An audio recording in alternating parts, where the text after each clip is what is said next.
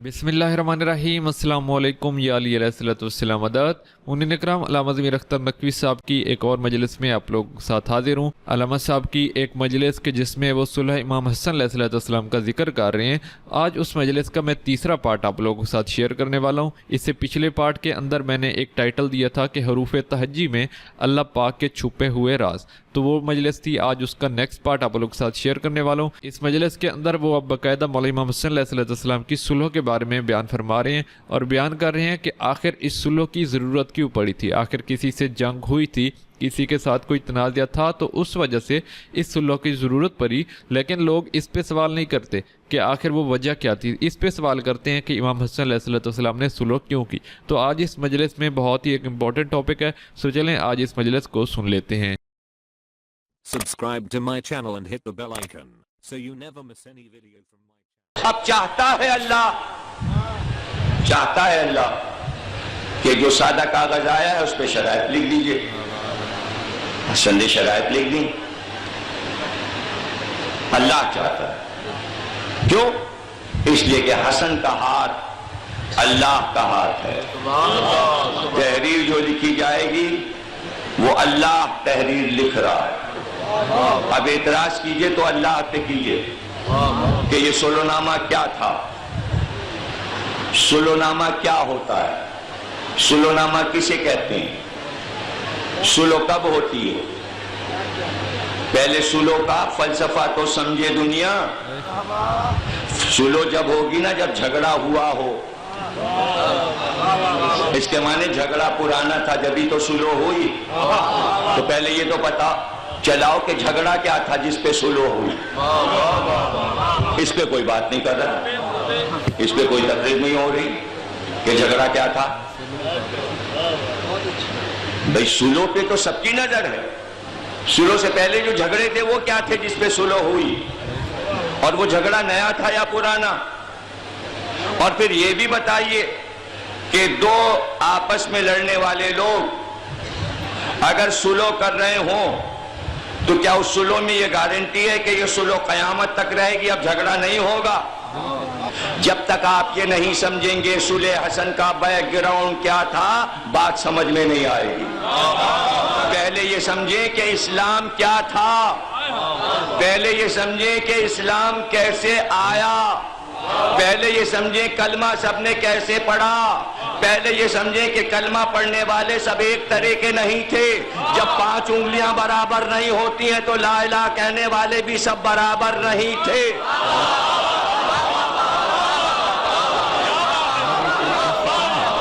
हाँ, इस तरह ये है शान। ऐसे ऐसे ऐसे होगी मजलिस, तब जाके पूरी होगी मजलिस। कलमा पढ़ते लोग चले आ रहे हैं, रसूल कह रहे हैं गलियों में कुलू ला इलाहा,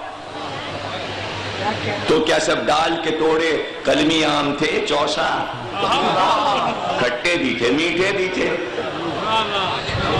हर तरह के थे। और आमों की किस्में कितनी होती हैं। जब आमों की इतनी किस्में होती हैं भाई, तो मुसलमानों की किस्में नहीं हो सकती।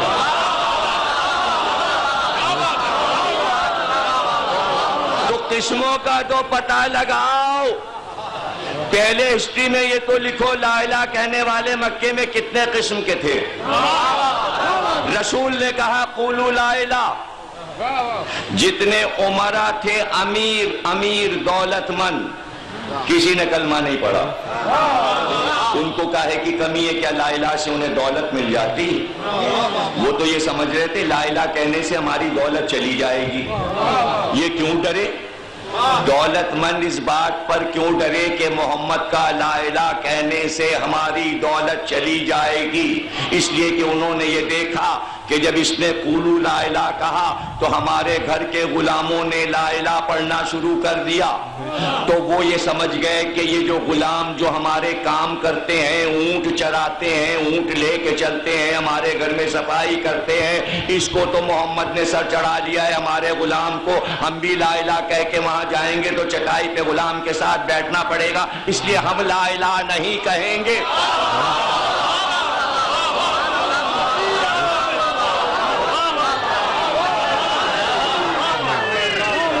तो 2 किस्में तो बन गई ना भाई, एक गुलामों की اور ایک امیروں کی، اور وہ اپنی دولت بچانا چاہ رہے ہیں۔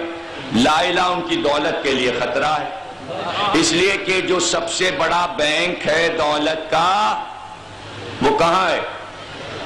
یہ جمع کہاں ہوتی ہے ساری دولت ان کی؟ مرکزی لمیٹڈ کمپنی کہاں ہے جہاں سے سارے سردار پیسے لیتے ہیں؟ وہ ہے کعبہ، سونے کے بت، جواہرات، آنکھیں ہیرے کی، جتنے جانور سونے کے چڑھائے جا رہے ہیں سب کعبے میں رکھے ہیں۔ سب معلوم ہے ابو جہل کو کتنا سونا ہے، کتنے جواہرات، ابو سفیان کو معلوم ہے، ابن معیط کو معلوم ہے، عمر یاس کو معلوم ہے، امیہ کی ساری اولاد کو معلوم ہے۔ بینک یہاں ہے۔ اگر ہم نے بت توڑ دیے اور لا الہ کہہ لیے تو محمد آئے گا، بتوں کے سارے سونے پہ قبضہ کر لے گا، ہمارا یہ بینک جو بنا ہوا ہے دولت کا یہ محمد قبضہ کر لے گا، ہم فقیر ہو جائیں گے، لا الہ کہہ کے اپنے غلاموں کے ساتھ بیٹھنا پڑے گا۔ اس لیے کرو اس کی مخالفت، اس کی کرو مخالفت، اور بچوں کو پیچھے لگا دو، پتھر ماریں، مشہور کرو، اس کے خلاف کرو پروپیگنڈا۔ گویا پروپیگنڈے کی ایک مشین بنی، ایک ڈپارٹمنٹ، تو ایک ڈپارٹمنٹ پروپیگنڈے کا ہوتا ہے، ذہن میں رکھیے گا، وہ ضائع نہیں ہوگا، بنائیں گے کافر، بنے گا عرب میں، کرو پروپیگنڈا، اس کے خلاف کرو پبلسٹی، سڑکوں پہ جا کے کہو یہ شاعر ہے، یہ شاعری کرتا ہے، جو رات کو شاعری کرتا ہے صبح کو سناتا ہے، لوگ بے وقوف بن رہے ہیں، کہہ رہے ہیں یہ آسمان سے آیتیں آ رہی، یہ آیتیں نہیں ہیں، یہ ہے شاعری۔ اس کو کہو شاعر، شاعر، شاعر، پہلے مشہور کر دیا شاعر۔ اب تھے تو عقل مند، جانتے تھے شاعری کیا ہے، شاعری میں ہوتا ہے قافیہ، ردیف، اور مصرے پہ لگتا ہے مصرع۔ جب تک کہ 4 مصرے نہ ہو ربائی ہوتی نہیں۔ اب انہوں نے دیکھا قافیہ تو ہے لیکن مصرے ہیں 3، تو شعر تو پورا ہوا نہیں۔ انا اعطیناک الکوثر فصل لربک وانحر ان شانک هو الابتر، ہے تو آخر میں رے، کوثر بھی ہے، نہر بھی ہے، ابتر بھی ہے، شاعری کے سارے شرائط ہیں، لیکن چوتھا مصرع کہاں گیا؟ اس کے معنی شاعری نہیں ہے۔ لوگوں نے کہا شاعر کیوں مشہور کر رہے ہو؟ شاعری میں تو قصیدہ اس طرح ہوتا ہے کہ شعر پر شعر، مصرے پہ مصرع ہوتا ہے۔ یہ تو 3 مصروں پہ بات ختم کیے دے رہا ہے۔ ان کا دیکھنا نا، فَقَدْ رَبِّكُمَا تُكَذِّبَانِ مَرَجَ الْبَحْرَيْنِ يَلْتَقِيَانِ، یہ نون پہ سارے قافیے ختم ہو رہے ہیں، کہا لیکن ایک مصرع چھوٹا ہے ایک بڑا۔ یہ تو پہلا ہی الرحمن وہیں سے چھوٹا ہو گیا، پھر اس کے بعد بڑا ہوا۔ فَبِأَيِّ آلَاءِ رَبِّكُمَا تُكَذِّبَانِ، یہ مصرع اتنا بڑا ہو گیا، شاعری نہیں ہے۔ پھر کیا کریں؟ میٹنگ رات کو ہوئی، اب کیا کریں؟ شاعر نہیں، ایسا کرو کہ اب مشہور کرتے ہیں کہ یہ مجنون ہے، یہ دیوانہ ہے،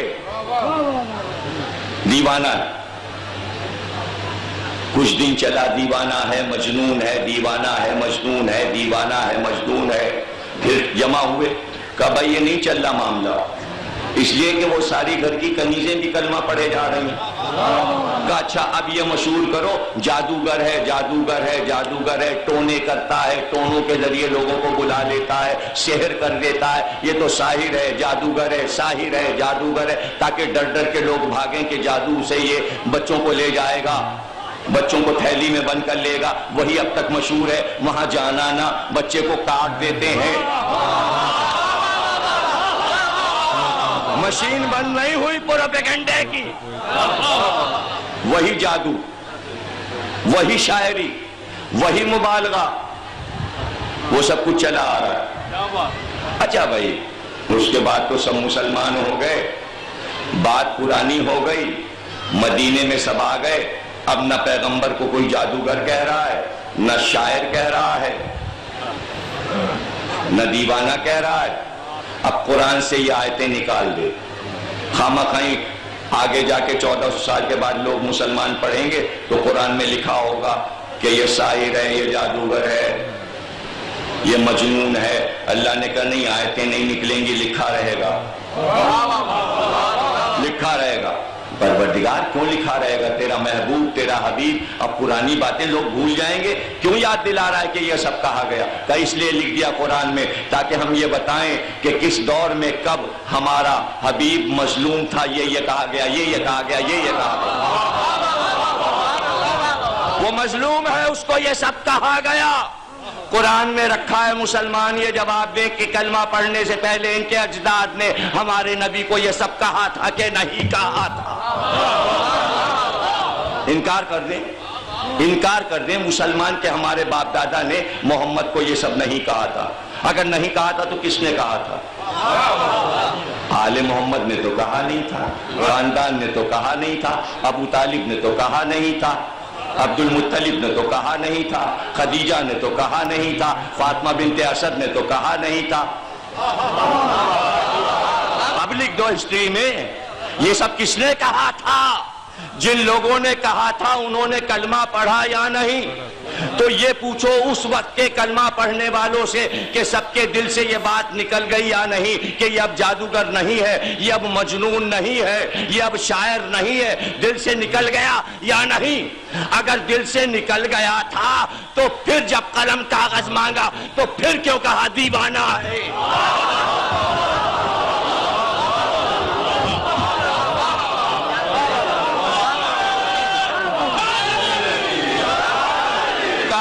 नहीं कहा। इसके माने दिल से अभी पुरानी बातें नहीं निकली। तो अब कलमा पढ़ने वाले दो तरह के हैं, कुछ दिल में अभी दुश्मनियां छुपाए हैं, और जो दुश्मनियां छुपाए हैं ऐसा नहीं कि अल्लाह उनको जाहिर ना करे, इसीलिए सूरह मुनाफिकून उतरा है ना सूरह मुनाफिकून। तो मुनाफिक मदीने में थे या नहीं? कितने थे? एक या दो या तीन जमा में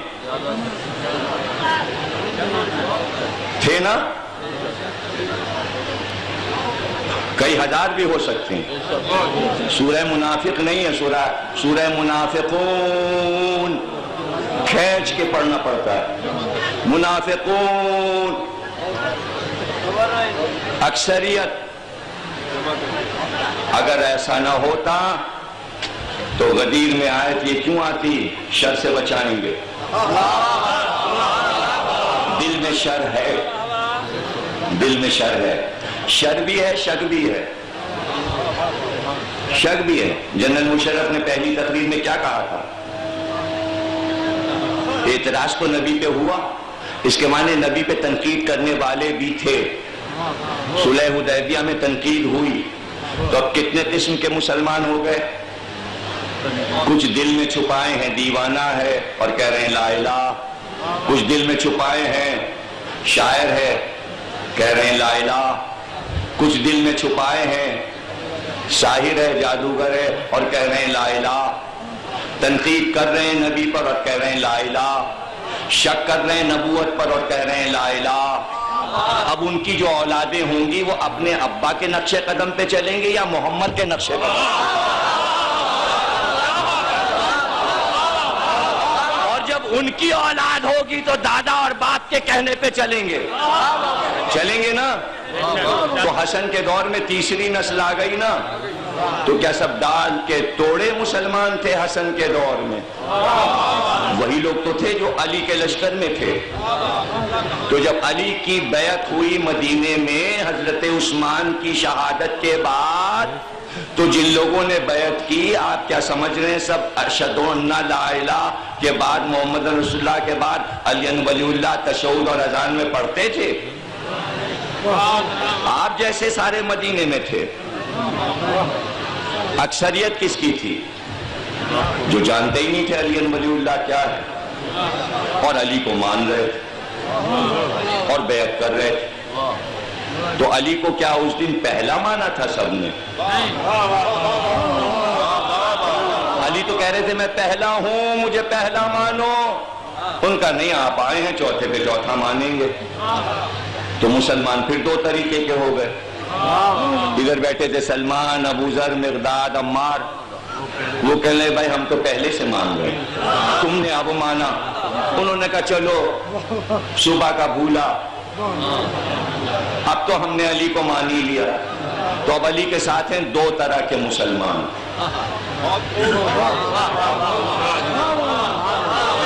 اور جب یاد رکھیے کسی پارٹی میں دو ہوگا، فارمولہ دے رہا ہوں، اگر کسی پارٹی میں دو حصے ہو جائیں تو سمجھ لیجئے 4 بھی بنیں گے اور 8 بھی. نہیں سمجھے؟ نہیں کیا بابا؟ کہاں کیا آپ نے؟ مسلم لیگ، قائد اعظم نے مسلم لیگ بنائی تو پاکستان بنایا، ہو گئی 2، اب کتنی ہیں؟ پھر نہیں کی بابا؟ کہاں کی بابا؟ ارے 4 ہوں یا 50 ہوں بابا، کہاں کی؟ سمجھانے کی طریقے استعمال کر رہا ہوں، پھر بھی بابا نہیں کر رہے ہیں آپ. بابا کریں گے نہیں، تقریر بڑھے گی نہیں، اسی طرح بابا یاد دلاتا رہوں گا، 10 منٹ میرے خراب ہوتے رہیں گے. وقت مت ضائع کیجئے، وقت بہت قیمتی ہے. کرو بھائی، تم ہی لوگ کرو، جس کو کرو بھائی، خدا آگے بڑھاؤ، بات آگے بڑھاؤ، خدا کے لیے تقریر آگے بڑھاؤ. انہیں بٹ گئے تھے، یاد رکھو یہ 4 حصوں میں بٹیں گے، پھر 8 میں، اور 72 تک جائے گا معاملہ. کون کر رہا تھا یہ؟ کون کر رہا تھا یہ؟ کس نے 2 حصوں میں بانٹ دیا؟ نبی نے خود بانٹ دیا کیا؟ کیا نبی چاہتے تھے کہ مسلمان 72 حصوں میں بٹ جائیں؟ تو وہ مسلمان بتائیں کہ 72 ٹکڑوں میں کیسے بٹ گئے. سارے الزام شیعوں کو دے دیے جائیں گے کیا؟ جہاں شیعہ نہیں بھی ہیں وہاں جو ٹکڑے ہو رہے ہیں وہ کیسے ہو رہے ہیں؟ وہ کیسے ہو رہے ہیں؟ تو ایک ملک میں آپ کا زور چل گیا، انہوں نے کہا یہ سب وہ کرتے ہیں.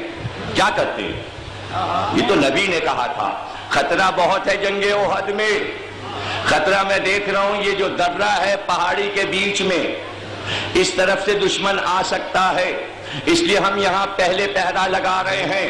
لشکر کے 2 حصے کیے، آدھا لڑے گا اور آدھا حصہ وہاں جا کے تیر و کمان لے کے بیٹھے، کہیں ادھر سے دشمن نہ آ جائے. اگر پیچھے سے حملہ ہو گیا تو پھر ہم مقابلہ نہیں کر پائیں گے. نبی نے کہا آندھی آئے، طوفان آئے، سیلاب آئے، زلزلہ آئے، پہاڑ گر جائے، یہاں سے نہ ہٹنا، یہاں سے نہ ہٹنا، یہاں سے نہ ہٹنا، یہاں سے نہ ہٹنا، یہاں سے نہ ہٹنا. احد میں لشکر کے 2 حصے کیے یہ بتانے کے لیے کہ وہ کون سا حصہ ہے جو نبی کا کہا مانتا ہے اور وہ کون ہے جو کہا نہیں مانتے.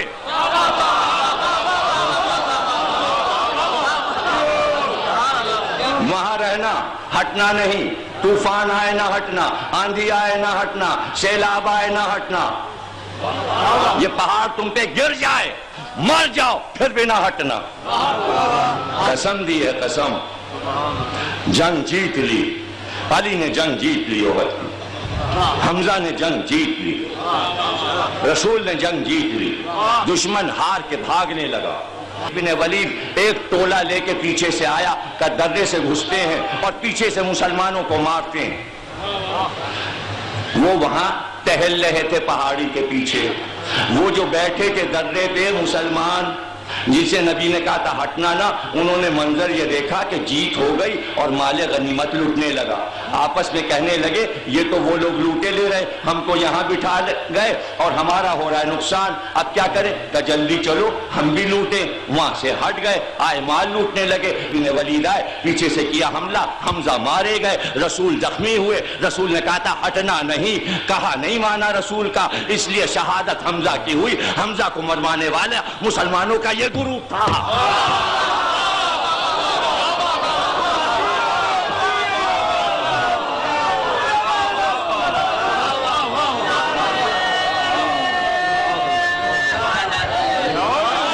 کیوں ہٹے؟